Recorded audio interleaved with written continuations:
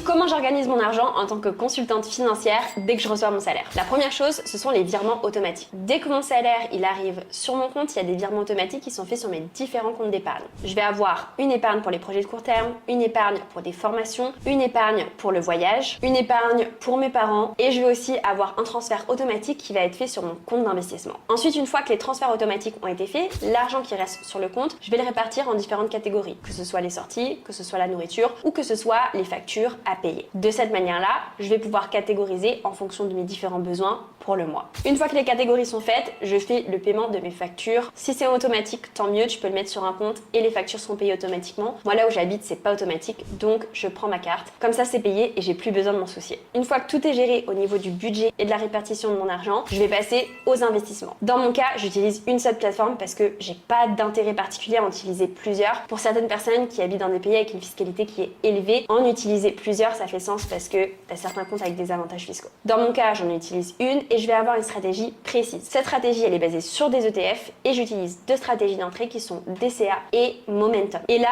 on arrive à la dernière étape qui est de faire mes investissements, c'est-à-dire l'achat de mes différents ETF en fonction de mes stratégies et j'utilise environ 6 ETF différentes dans lesquelles j'investis tous les mois. Maintenant, si tu veux plus de tips sur la finance et les investissements,